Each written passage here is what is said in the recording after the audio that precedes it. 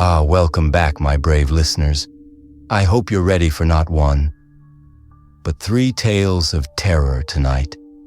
You see, the darkness holds many stories, and I've collected a few that are sure to make your blood run cold. Tonight, we'll dive deep into the unknown, where the sea whispers secrets, vanity comes with a deadly price, and strange neighbors hide even stranger truths. So, sit back, relax, and let me take you on a journey you won't soon forget. Our first tale is about a fisherman named Charlie, who grew up hearing stories of the sea's many mysteries, but soon learned that some tales are more real than he ever imagined. In the second tale, a man's obsession with his own appearance leads to a horrifying transformation. And finally, we meet a neighbor whose innocent little habit turns out to be something much darker. Listen closely, because tonight's stories might just hit a little too close to home.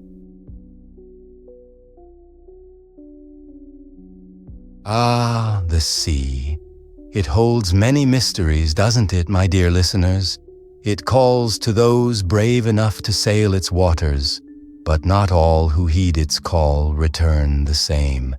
If they return at all, tonight's tale is about a fisherman named Charlie, a man who grew up hearing stories of the deep, but soon learned that some stories are better left untold.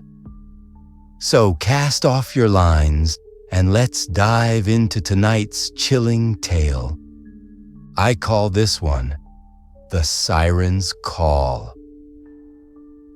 Charlie had been on the water for as long as he could remember. As a boy, he would sit on the edge of his father's boat, his small legs dangling over the side as his father worked the nets. His father, old Pete, was a seasoned fisherman, stoic, with hands calloused from decades of hauling in the catch. But more than just the work, Charlie grew up on tales, stories his father and the older fishermen would whisper around campfires late at night. They'd talk about the sea's many dangers, the storms that would come without warning, and the creatures that lived in the depths. Creatures best left alone. "The sea, boy," his father would say, his weathered face lit by the flickering firelight. "It's got secrets, things you can't even imagine. Keep your wits about you and always respect her." Charlie had heard those stories so many times he could recite them in his sleep. But as he got older, he stopped listening. They were just that, stories. Charlie was no longer a boy. He was a man, working alongside his father on the same boat he'd grown up on. It was a hard life, but one he knew well. Day after day they would cast their nets, hoping for a good catch. And sometimes, when the weather was bad, they would sit in the cabin, reminiscing about better times. But lately, things had been different. For weeks, the catch had been thin. The fish seemed to have moved on, and every day Charlie could see the worry etched deeper into his father's face. Old Pete wasn't one to talk about his fears, but Charlie knew him too well. The sea was changing, and neither of them could figure out why. Then came the day they decided to head out to deeper waters, a place known among the fishermen as Devil's Teeth. Now, Devil's Teeth wasn't just a spot on the map. It was a place spoken about in hushed tones, a place the older fishermen warned against. 2 jagged rocks rose from the sea, like the fangs of some ancient creature, with a reef stretching out beneath them, invisible from the surface.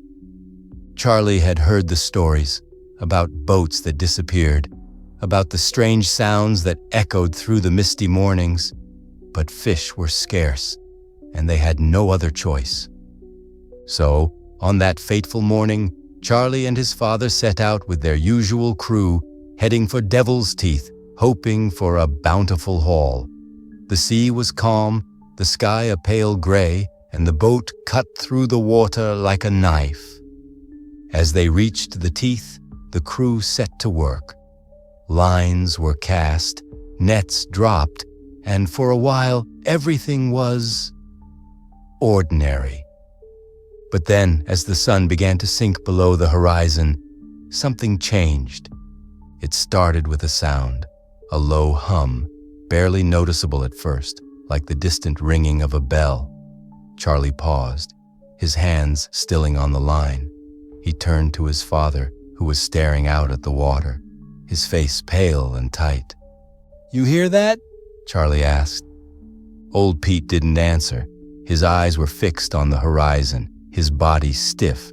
The hum grew louder, more insistent. The other men on the boat began to shift uncomfortably, their eyes darting around as if they too could feel something off. Then came the pull. Charlie's line snapped taut, jerking his hands forward so hard that he almost dropped it. He dug his feet into the deck, bracing himself as the line pulled with an unnatural strength, dragging the boat ever so slightly to one side. "Dad!" Charlie shouted, struggling to keep his balance. "I think I've got something big!" Old Pete turned, but his face was blank, his eyes distant. He wasn't looking at Charlie. He was looking past him, at the water, as if something unseen was calling to him. Charlie gritted his teeth and pulled harder, trying to reel in whatever was on the other end of the line. But it wasn't a fish. The weight was too heavy, the pull too strong. It felt wrong. Then, without warning, the line went slack. Charlie stumbled back, his heart pounding. He looked over the side of the boat, expecting to see the massive silhouette of a fish below the surface, but there was nothing. The water was calm, unnaturally so, and a strange silence fell over the boat. That's when the noise started, a piercing wail, so loud and unnatural that Charlie dropped the rod to cover his ears. It wasn't just a sound, it was a feeling, a vibration that rattled his bones and made his vision blur. The other men on the boat froze, their eyes wide with terror. But old Pete, he didn't move. He just stared. Charlie turned to his father, but old Pete was already walking toward the edge of the boat, his eyes fixed on the water. The wail grew louder, more unbearable, but Charlie's father seemed unfazed. Slowly, he reached out, as if he was about to dive into the water. "Dad, stop!" Charlie shouted, running toward him, grabbing his arm. But old Pete didn't react. His skin was cold, clammy. His eyes, they weren't his eyes anymore. They were blank, empty. And then Charlie saw it. Out of the depths of the water, a figure rose, its skin mottled gray and slick with seawater, its hair long and tangled, its eyes black as night. It was no fish. No, this creature had the torso of a woman, but its mouth was filled with needle-like teeth, a grotesque smile spreading across its face. The creature locked eyes with Charlie, and in that moment, he felt a cold dread settle deep in his chest. He couldn't move, he couldn't speak. It was as if the creature's gaze held him in place. Then, without warning, old Pete reached out toward the creature, his body moving as if under a spell. The creature's hand, if you could call it that, rose from the water, long clawed fingers grasping the edge of the boat, pulling herself closer. Charlie's heart raced, his mind screaming for him to move, to do something. And just as the creature's claws brushed his father's arm, Charlie snapped into action. With a shout, he grabbed the nearest knife and slashed at the creature's hand. The blade met resistance, cutting into the gray flesh, and the wail stopped. The spell was broken. The creature let out a low growl, retreating back into the water, its black eyes never leaving Charlie's. The water churned as it disappeared into the depths, and Charlie yanked his father away from the edge of the boat, his breath coming in ragged gasps. Old Pete collapsed onto the deck, his body limp but alive. The other men slowly came to their senses, shaking off the strange trance they had been in. Charlie didn't wait. He started the boat, his hands trembling as he turned the wheel and sped away from Devil's Teeth as fast as the boat would go.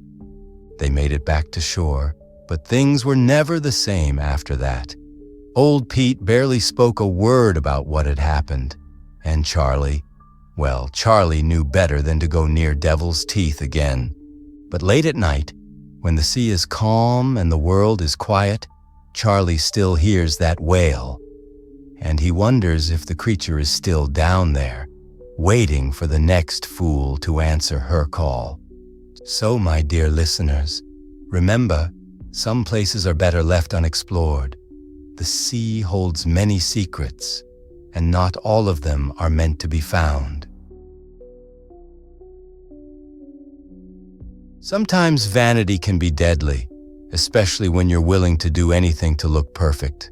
So, sit back, relax, and let me tell you the story of a man who couldn't live with his own reflection, and a wife who wished she had never let him change.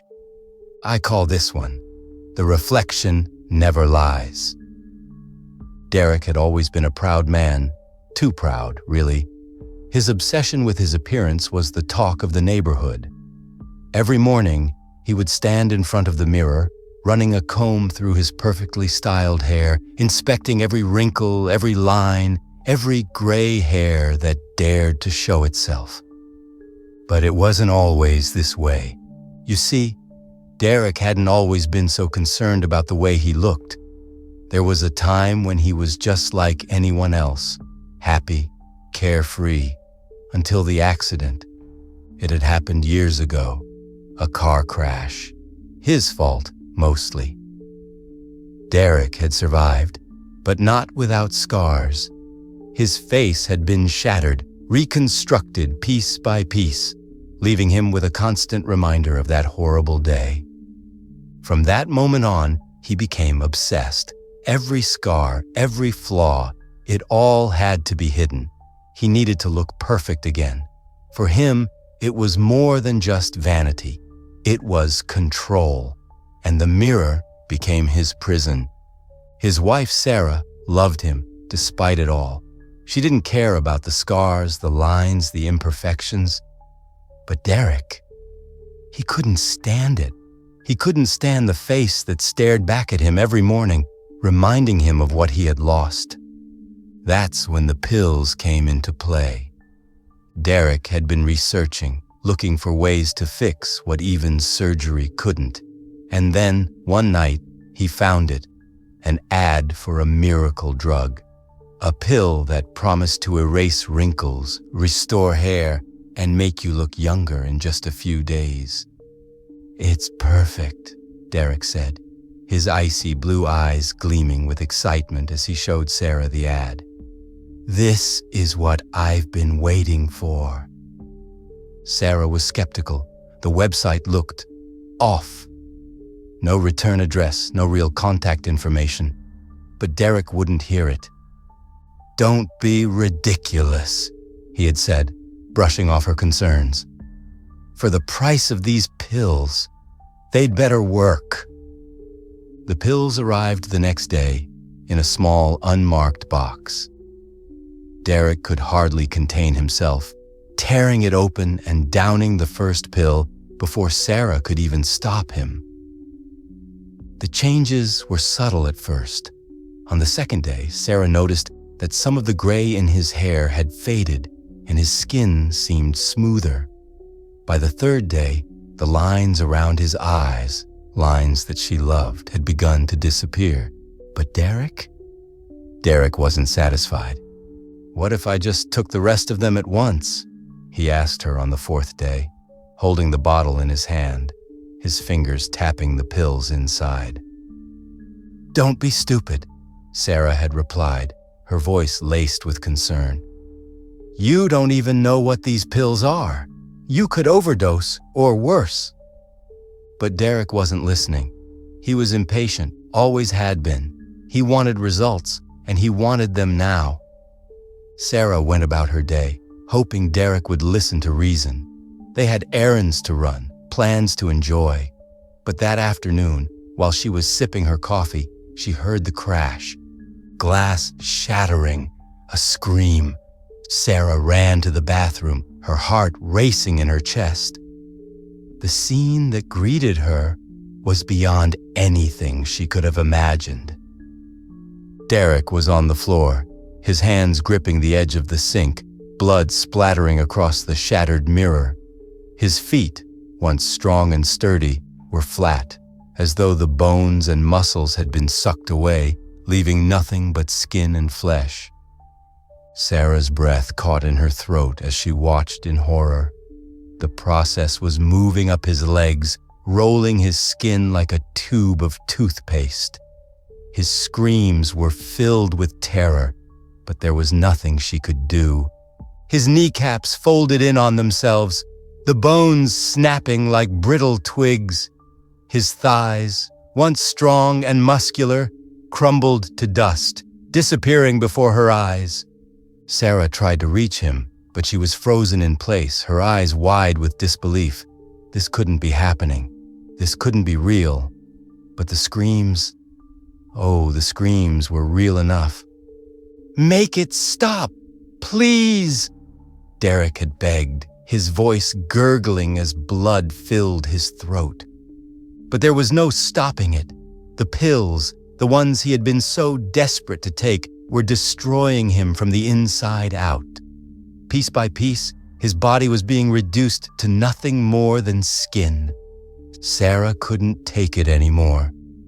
She ran from the bathroom, her own breath coming in short, panicked gasps. By the time she called the police, the screams had stopped. Silence, the kind of silence that chills you to the bone. When the police arrived, Sarah could hardly speak. She pointed them to the bathroom, unable to look. She didn't want to see what had become of her husband. But when the officers came out, their faces were pale, confused. "Ma'am," one of them said, "there's nothing in there." Sarah's blood ran cold. "What do you mean? He's right there, he's..." But when she looked into the bathroom, it was empty. There was no blood, no broken mirror, no body, nothing. The police left, chalking it up to some kind of mental breakdown. But Sarah knew what she had seen. She knew what had happened. That night, as she sat alone in the darkened house, she felt a chill creep up her spine. She glanced down the hallway toward the bedroom and froze. There, in the doorway, was Derek's skin. It stood there, limp, lifeless, its empty eye sockets staring at her from the shadows. The skin that had once been her husband's was now nothing more than a hollow shell, peeking around the corner like some grotesque puppet. Sarah's heart pounded in her chest. She couldn't breathe, couldn't move. Derek's skin is still there, you know. It watches her every night, its papery thin hand resting on the door frame, waiting for her to make the first move. But Sarah can't sleep. She won't sleep, because she knows if she does, Derek might not be there when she wakes up. And what's worse, she knows he'll come back for her. Ah, vanity. It's a dangerous thing, don't you think? Just remember, dear listeners, sometimes it's better to live with a few imperfections than to chase perfection at any cost. This story is a little reminder that you should always be careful who you laugh at. You never know what secrets your neighbors might be hiding, secrets that might come back to haunt you. So, without further ado, I present tonight's tale, White Eyes, Cold Grip. There once lived a man, let's call him Derek, who prided himself on being a friendly, easygoing neighbor. He lived in a quiet suburb, surrounded by people who waved and smiled, who watered their lawns and kept to themselves. But Derek wasn't like them. No, Derek had a habit of getting involved in other people's business. He liked to know what was going on, who was doing what, and most of all, he loved to gossip. You see, Derek was the kind of person who could never resist a good story. If there was something strange going on in the neighborhood, Derek was the first to hear about it, and the first to spread the news. A nosy neighbor, if you will. But for the past few months, his attention had been focused on one particular man, Mr. Billings. Mr. Billings was odd. Every morning, without fail, Derek would see him walking down the street, a lifeless doll clutched in his hand. It wasn't the kind of doll you'd give a child. No, this one was disturbingly lifelike, pale with glassy eyes and limp limbs that swayed as Mr. Billings dragged it along. It was hard not to laugh. Derek had never seen anything so ridiculous. A grown man talking to a doll like it was his best friend. And of course, Derek made sure to tell the other neighbors about it. They all had a good chuckle at Mr. Billings' expense. But sometimes you laugh a little too hard, a little too loud, and someone notices. One day, Derek was talking with some of the neighbors, making fun of Mr. Billings' strange habit. "Can you believe it?" he said, shaking his head. "He treats that creepy doll like it's a real person. What's next? Is he going to take it out to dinner?" The others laughed, but then Derek felt a chill crawl up his spine. He turned, and there, standing just a few feet away, was Mr. Billings. But instead of looking upset or angry, Mr. Billings smiled. And it wasn't a warm, friendly smile. It was the kind of smile that made Derek's skin crawl. "Why don't you come over tomorrow?" Mr. Billings said, his voice too soft, too friendly. "I'd love for you to meet my companion properly. You know, up close." Derek stammered for a moment, caught off guard. He didn't want to seem rude, so he agreed. But as soon as Mr. Billings walked away, that uneasy feeling returned. There was something about the way the man had smiled, something that didn't sit right. The next day, Derek found himself standing on Mr. Billings's front porch, feeling more nervous than he wanted to admit. He knocked on the door, and after a long moment it creaked open. Mr. Billings greeted him with that same unsettling smile, and behind him, seated at the dinner table, was the doll. Its glassy eyes stared straight ahead, as if it was waiting. "Come in! Come in!" Mr. Billings said, ushering Derek inside. The house was dark, musty, and filled with the smell of old furniture. The doll sat at the table, just as lifeless and eerie as it had always been. Derek tried to make small talk, but the doll's presence made his skin crawl. Every time he looked at it, he swore its head had moved, just slightly, just enough to make him doubt his own eyes. And Mr. Billings, well, he kept talking about the doll as if it were alive. "Oh, my companion and I just had the most wonderful day yesterday," Mr. Billings said, his hand resting gently on the doll's shoulder. "We took a walk through the park. It's his favorite, you know." Derek forced a smile, feeling a knot of unease twisting in his gut. He didn't want to be rude, but this whole situation was getting weirder by the second. After an awkward dinner, Mr. Billings invited Derek into another room, a room filled with dolls. Hundreds of them, seated on shelves, staring into the darkness.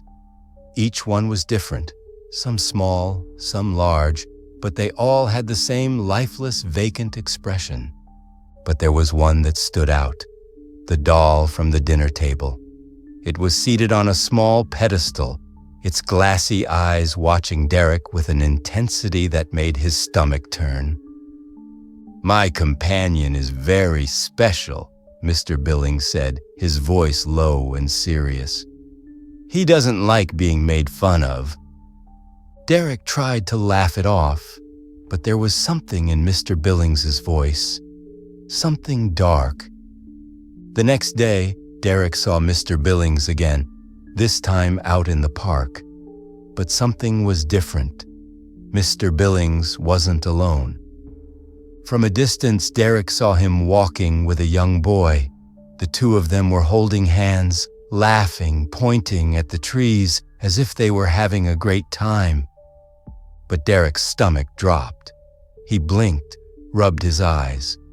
He knew that boy wasn't real, wasn't human. It was the doll.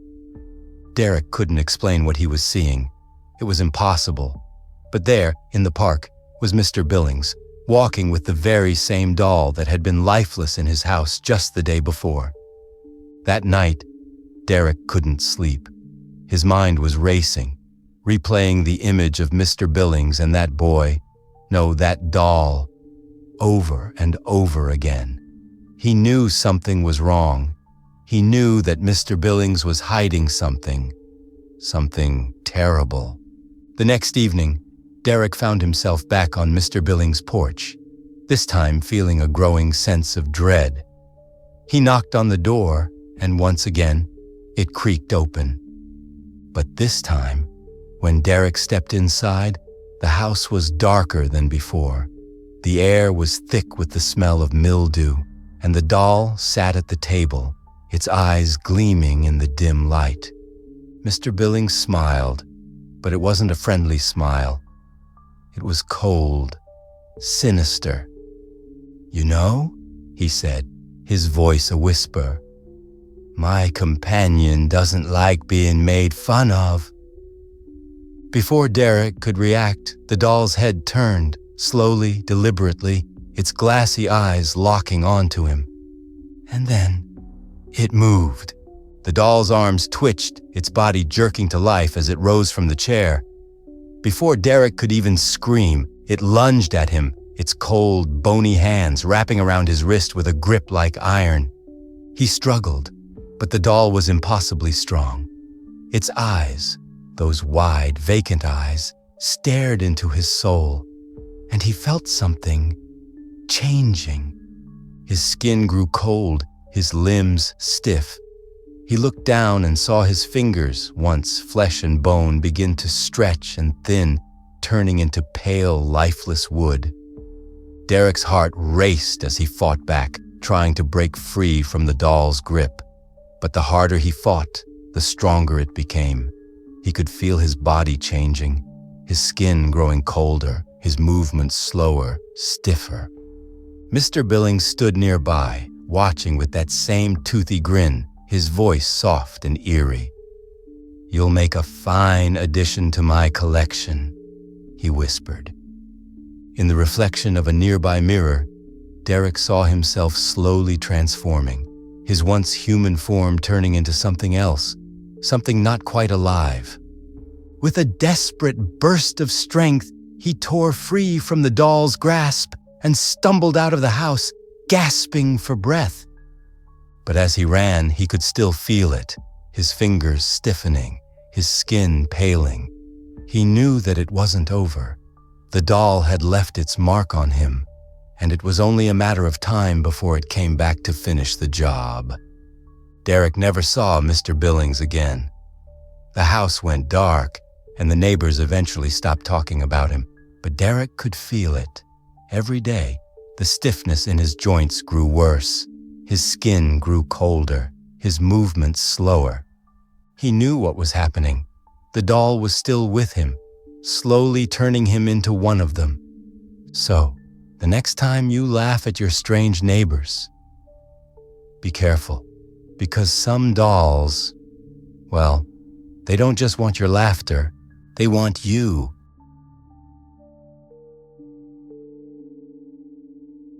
Well, my friends, it seems our time has come to an end. But the darkness never truly sleeps, does it? Whether it's the call of the deep, the mirror's cruel reflection, or the unsettling eyes of something watching from the shadows, remember, these are the things that lurk just beneath the surface. If tonight's tales have left you uneasy, good. It means you're paying attention. And who knows, the next strange occurrence in your life might just be the beginning of your own story. One I'll be more than happy to share. Until next time, stay awake and keep your eyes open. You never know what's waiting in the dark.